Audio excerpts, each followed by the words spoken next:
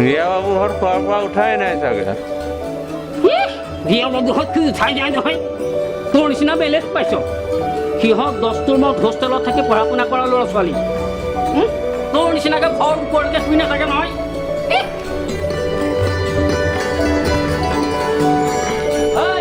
চাহ বনা মই খাম এতিয়া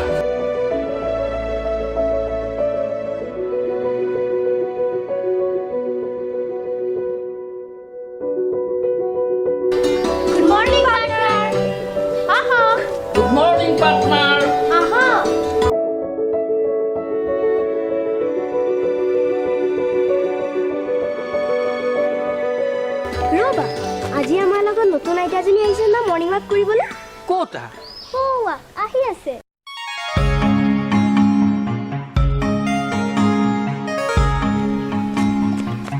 আমাৰ আইতা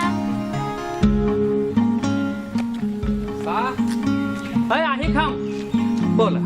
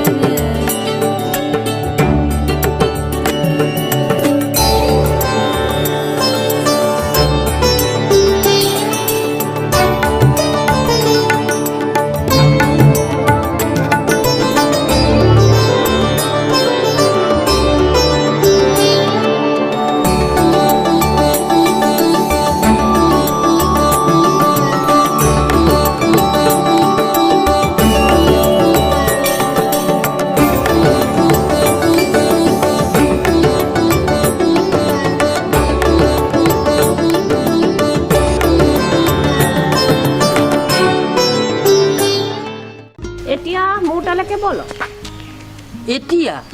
দুজন মানুহে খোজত খোজ মিলাই 4 খোজ কাঢ়িলেই বন্ধু হয় আমিতো 1000 খোজ কাঢ়িলো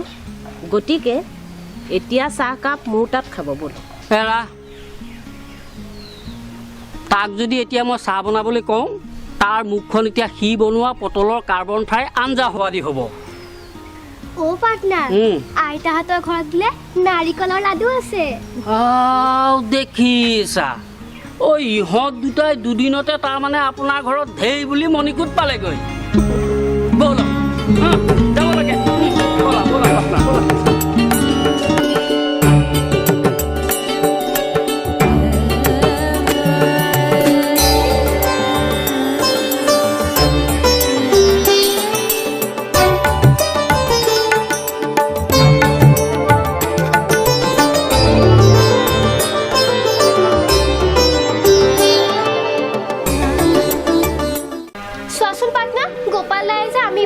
মন্দিৰটো ভাঙি পেলালে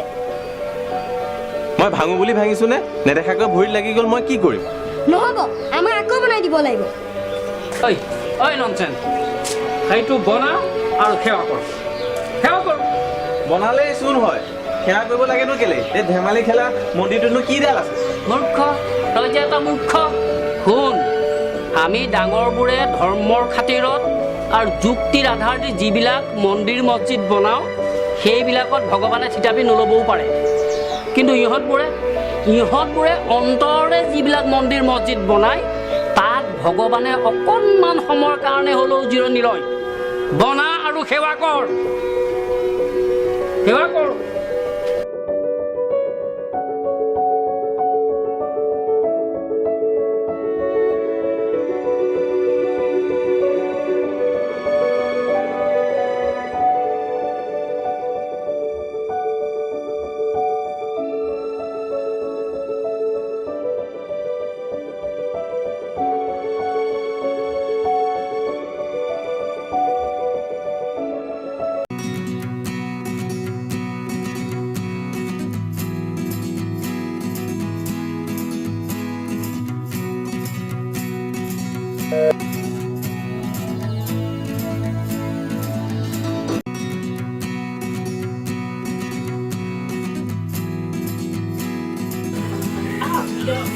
নাই ইয়াতে বহ ইয়াতে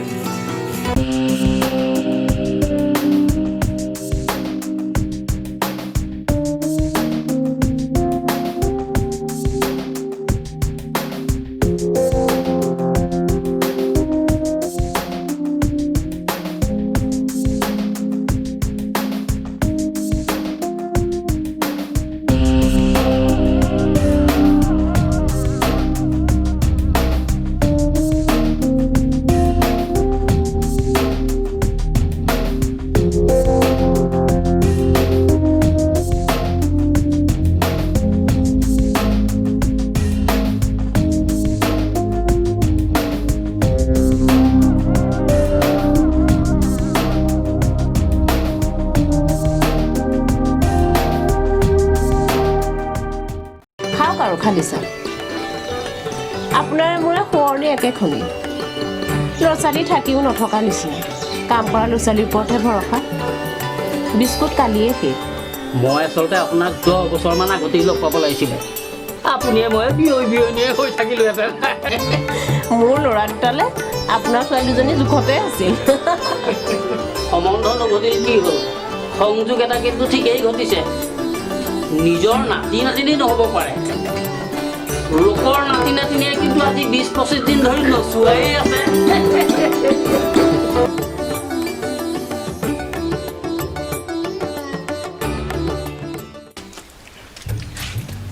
ভাত দিওঁনে সময় বহুত হ'ল নাই মই নাখাওঁ ভোক নাই মই পাৰ্টনাৰহঁতৰ লগত তাতে ৰুটি মাংস খাই আহিলোঁ আপুনি সেই মানুহ ঘৰত ৰুটি মাংস খাব লাগেনে মই কিবা ভুল কৰিলোঁ নেকি ঐ মোক হেৰি মাংস খোৱা নাই নহয় সি এতিয়া মোক কথা শিকায়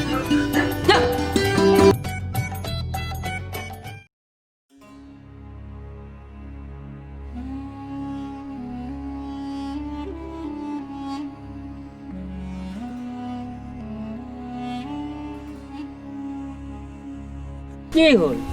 আজি দেখোন দুইটাৰে ৰাস্তাত মাত বোল নাই কি হলো বাবু চোৱাচোন পাৰ্টনাৰ মানডেটো আমাৰ উইণ্টাৰ ভেকেশ্যন খুলিব দেওবাৰেতো হোষ্টেল যাবই লাগিব পাৰ্টনাৰ আমি যে তোমালোকক বহুত মিছ কৰিম আৰুতো অকল 5 দিনমানহে বাকী আছে হ'বতো স্কুল খুলিব স্কুললৈ যাব লাগিব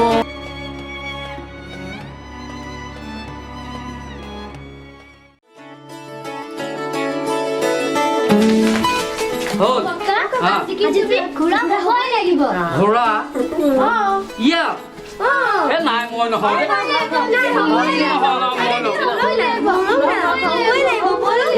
ঠিক আছে এটা চৰ্তত কিন্তু তইহে মোৰ পিঠিত উঠিব পাৰিবি তই নোৱাৰিবি হ'ব নাই নহ'ব এই প্ৰথমতে তাৰপিছত তই হ'ব ঠিক আছে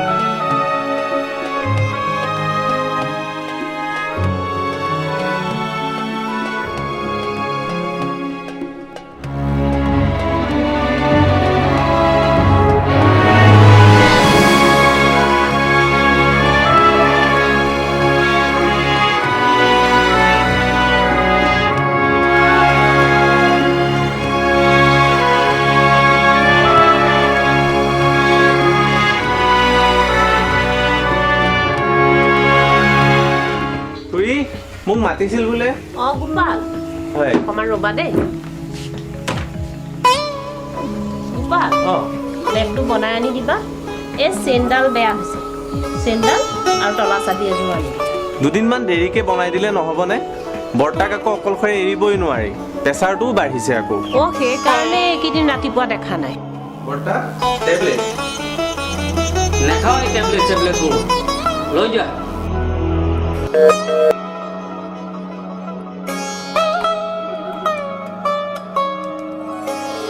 তুমি পঢ়া কি হ'ল আপোনাৰ গাটো বেয়া বুলি শুনিলোঁ যোৱাকালিৰ পৰা মোৰতো ঘূৰোৱা ঘূৰোৱা যেন লাগিছে হ'ব নিজে নিজে ভাল হৈ যাব তই হ'বলৈ কথাটো গোটেইখন ৰাষ্ট্ৰ কৰি থৈ আহিলি আচল কথাটো কি জানে খুৰী প্ৰিয়া বাবুহঁত যাব বুলি শুনি তাৰ চিন্তাতে প্ৰেছাৰটো আৰম্ভ আৰু তাতে আপুনি দিল্লীলৈ যাব বুলি শুনি প্ৰেছাৰটো মাৰি পঠিয়াইছে এই মানসিক ৰোগৰ ডক্টৰটো তাক কালি নাপাৰিব সি আমাৰ মনৰ মাজত খুন্দিয়াই থকা সেই চিন্তাবোৰৰ কথাহে কৈছে আমিবোৰ বাৰু আদিম যুগলৈ ঘূৰি যাব নোৱাৰোঁনে তেতিয়া হয়তো বিচ্ছেদৰ দুখবোৰ এতিয়াও স্থায়ী নহ'লহেঁতেন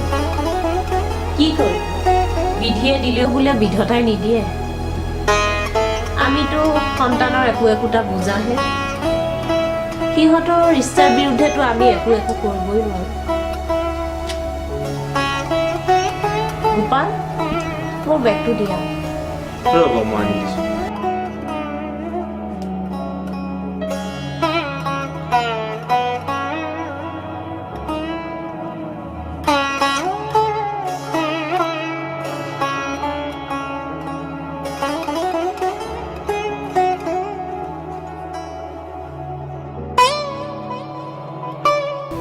বন্ধু বিচ্ছেদ হ'লে বোলে মিঠাই খাব লাগে মই সেইকাৰণে মিঠাই কেইটামান লৈ আহিছোঁ